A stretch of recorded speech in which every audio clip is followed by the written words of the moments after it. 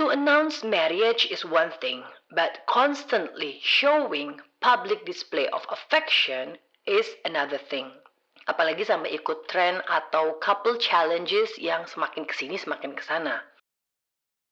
Suatu hari salah satu temanku, sebut aja namanya Fulana, cerita tentang kegelisahan dia. Suamiku itu loh, kok nggak pernah posting fotoku dan foto anak-anak atau at least foto satu keluarga lah di media sosialnya biar kelihatan dia tuh udah menikah, nggak macak single kayak gini. Dan terus aku jawab, emang kalau dia pajang foto istri dan anak-anaknya nggak ada perempuan yang mau iseng gangguin gitu? Well, as a matter of fact, aku pernah lihat salah satu video di YouTube tentang hal ini. Beberapa perempuan mukanya di blur dan diwawancara dengan pertanyaan yang sama. Kenapa lebih suka sama suami orang daripada sama laki-laki yang single? Jawabannya cukup mengejutkan. Menurut mereka, suami orang itu pertama rata-rata udah mapan. Kedua, udah terbukti bisa menafkahi istri dan anak-anaknya. Sudah terbukti bisa bertanggung jawab. Belum lagi kalau suaminya terlihat romantis dan royal ke istrinya. Itu jadi nilai tambah banget. Semenjak ada media sosial, ini yang aku perhatikan ya, society itu punya semacam unspoken rules atau standard yang mengharuskan suami atau istri untuk memposting pasangannya di media sosial. Upload foto pernikahan, upload kemesraan, kegiatan sehari-hari, upload pas honeymoon, baby moon. Intinya mah harus dideklar ke khalayak umum kalau mereka ini udah taken. Akan jadi anomali banget kalau terutama suami ya, nggak pernah posting tentang anaknya apalagi istrinya. Analisa pertama netizen pasti gini. Jangan-jangan ada hati yang harus dijaga nih. Diikuti dengan analisa keduanya. Oh, lagi belaga single kali ini orang. Mungkin mau tes pasar. Buat aku yang punya medsos dari sebelum menikah, I agree that it's important to announce nikah like stated in this hadith. Dari Ahmad bin Abdullah bin Zubair radhiyallahu anha, Nabi Shallallahu alaihi wasallam bersabda, umumkanlah pernikahan. Dinilai hasan oleh Syekh Albani dalam Irwa Al-Ghalil nomor 1993. Kalau untuk Instagram biasanya bisa dicantumkan di bio atau bisa juga post digital wedding invitation dan di pin gitu misalnya ya. Yang penting gak ada wajah atau sosokku yang terupload. Bahkan mungkin sosok suamiku pun aku gak ngerasa perlu ditampilkan juga. Yang penting orang tahu aku udah menikah. Jadi suatu hari kalau ada yang lihat aku jalan berdua sama laki-laki di tempat umum, yaitu karena aku udah menikah dan dia adalah suamiku. To announce marriage is one thing, but constantly showing public display of affection is another thing. Apalagi sampai ikut tren atau couple challenges yang semakin kesini semakin kesana. Mulai dari challenge untuk posting reaksi suami saat istrinya pakai baju seksi, atau koala challenge, yang si istri manjat badan suami sampai jungkir balik dan aurat istrinya kemana-mana. Aku kadang mikir, itu si istri apa nggak peduli sama harga diri suaminya yang jatuh karena terlihat mupeng di depan semua orang. Terus si suami apa nggak peduli gitu sama aurat istrinya yang terpampang nyata pas jumpalitan manjat badan dia gitu. I'm not here to judge ya, karena dulu awal-awal punya medsos dan masih naif, aku juga punya impian. Kalau udah nikah nanti, medsosku isinya bakal penuh dengan kita berdua. Kayak selebgram dan influencer gitu. Because I thought it's adorable. Siapa tahu bisa menginspirasi jadi couple goals gitu kan. Tapi impian tinggallah impian. Sampai sekarang masih juga belum bisa terwujud. Seringkali aku mikir gini. Mungkin salah satu alasan kenapa Allah belum mengasih aku jodoh sampai saat ini adalah karena aku tuh gak ngerti apa-apa tentang pernikahan. Aku tuh kosong, belum punya bekal untuk mengarungi kehidupan berumah tangga yang baik sesuai dengan syariat Islam. Nah, kekepoanku tentang adab berinteraksi dengan suami istri di depan umum tadi dimulai dari ngepoin istri-istri guru-guru kami hafizahumullah yang ternyata gak ada jejaknya sama sekali di media sosial beliau-beliau. Guru-guru kami nggak posting foto pernikahan, nggak posting tentang istrinya, sekalipun hanya seujung jubahnya. Apalagi dedicated post setiap istrinya ulang tahun ataupun saat wedding anniversary. Ada sih postingan tentang rumah tangga, banyak malah. Tapi rumah tangga Nabi Shallallahu Alaihi Wasallam, para sahabat radhiyallahu anhum, dan ulama-ulama besar terdahulu yang memang banyak mengandung hikmah dan pelajaran. Gak ada satupun dari guru-guru kami yang menjadikan pernikahannya sebagai couple goals. Padahal beliau-beliau ini ilmu agamanya sangat jauh di atas kita, yang harusnya lebih pantas untuk bisa menjadi couple goals. Terus mulai deh aku cari tahu kenapa. Search di YouTube dengan keywords hukum suami istri bermesraan di depan umum. Browsing artikel di konsultasisyariah.com.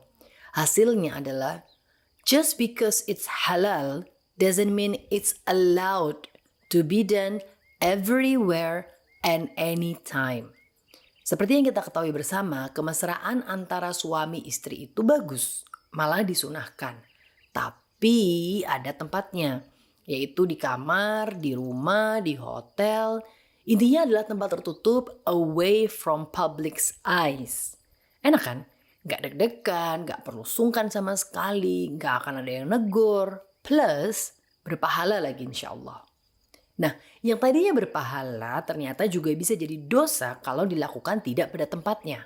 Kemesraan suami istri yang dipamerkan atau dilakukan di depan umum akan berbuah dosa kalau terdapat aurat istri dan suami yang terlihat. Itu salah satu faktornya ya. Batasan aurat istri inilah yang banyak suami-suami belum paham. Bahkan aurat dia sendiri pun sebagai laki-laki seringkali masih belum paham juga. Belum lagi kalau kemesraan itu ternyata memancing syahwat orang yang melihat atau malah menginspirasi orang-orang yang belum menikah untuk melakukan hal tersebut dengan yang bukan pasangan halalnya. Kadang malah ada nih postingan kemesraan suami istri itu ditujukan khusus untuk para jomblo supaya mereka jadi pengen nikah.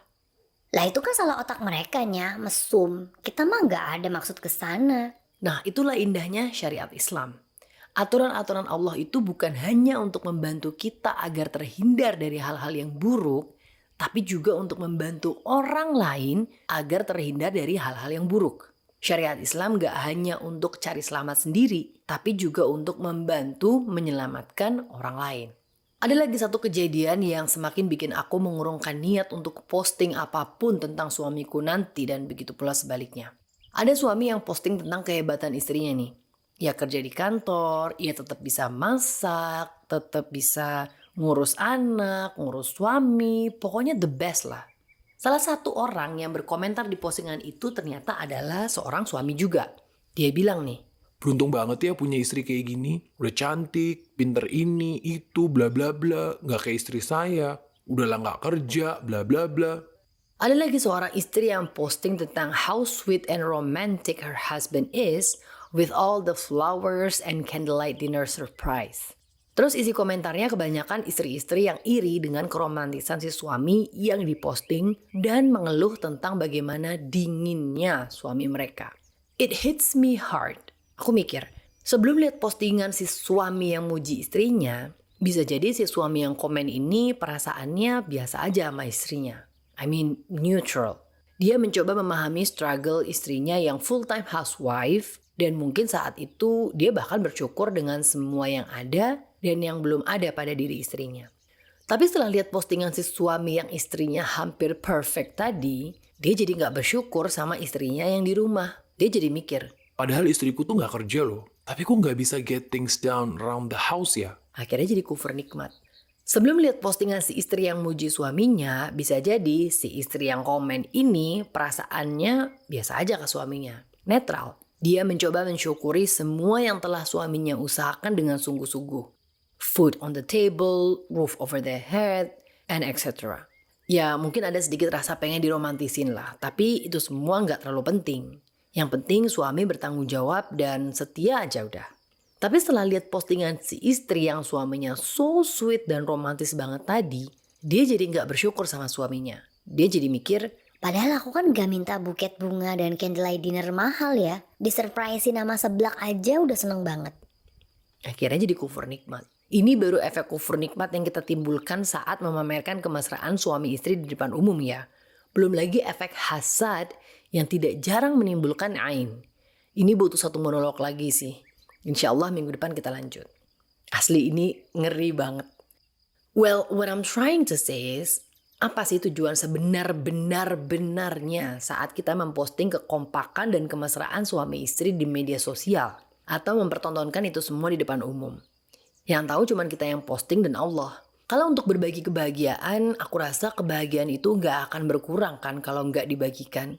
Buktinya orang-orang zaman dulu yang jangankan ciuman di depan umum nih, gelendotan sama suami sendiri aja udah dianggap tabu karena melanggar norma sosial atau saru bahasa Jawanya. Tetap bahagia tuh mereka pernikahannya. They grew older together dan malah jauh dari konflik. Nggak sedikit loh pasangan zaman sekarang yang sangat romantis, sweet, and whatnot di media sosial, ternyata malah pernikahannya penuh dengan konflik. Kalau untuk menginspirasi orang lain atau untuk jadi couple goals, aku rasa ilmu agama kita masih jauh deh ya dari guru-guru hafizahumullah, apalagi sama Rasulullah Shallallahu Alaihi Wasallam. Kenapa? Karena yang namanya couple goals itu, goalsnya ya nggak hanya sekedar di dunia aja, tapi juga sampai di akhirat. Buat apa bahagia di dunia, tapi nggak bahagia di akhirat? Lagi pula sebagai umat Islam, kita tuh udah punya loh couple goals, yaitu Rasulullah Shallallahu Alaihi Wasallam dan istri-istri beliau. Goals apalagi yang jauh lebih indah daripada berkumpul kembali di surga Firdaus kelak coba. Kalau mau ikutan challenge lah diri sendiri untuk jadi suami yang terbaik pada istrinya sesuai dengan syariat. Bikin list hal-hal romantis yang Rasulullah Shallallahu Alaihi Wasallam lakukan ke istrinya. Seperti yang dijelaskan dalam sebuah hadis, Rasulullah Shallallahu Alaihi Wasallam bersabda, sebaik-baik kalian adalah yang terbaik bagi istrinya, dan aku adalah orang yang terbaik di antara kalian terhadap istriku. Hadis riwayat At-Tirmizi nomor 3895 dan hadis riwayat Ibnu Majah nomor 1977. Challenge-lah diri sendiri untuk jadi istri yang terbaik pada suaminya sesuai dengan syariat. Kalau kita ngerasa koala challenge yang jumpalitan manjat badan suami itu berat untuk dilakukan dan gak semua orang bisa melakukan, coba ikutan challenge dari hadis riwayat Imam Ahmad yang ini. Jika seorang wanita menunaikan sholat 5 waktu, berpuasa di bulan Ramadan, menjaga kemaluannya dan menaati suaminya, niscaya akan dikatakan padanya, masuklah ke dalam surga dari pintu manapun yang kau mau. Hadiahnya gak main-main loh. Bukan uang atau exposure atau followers atau bahkan gelar couple goals. Tapi masuk surga dari pintu manapun yang kita mau. Don't let social media challenges and trends distract us from what's important. Syariat Islam udah hadir dengan segala aturan, standar dan tantangan yang harus kita usahakan sekuat kemampuan untuk dilakukan dengan reward yang luar biasa juga dari Allah Jalla Jalaluhu. Allah berikan sebagian dari kita jodoh yang lebih cepat dari sebagian yang lain. Gunakan kelebihan itu. Kalian diberi Allah kesempatan untuk bisa lebih awal menabung pahala dari jalur rumah tangga daripada kami. Sayang banget kan kalau nggak bisa punya tabungan pahala yang jauh lebih besar daripada yang sampai sekarang belum Allah pertemukan dengan jodohnya.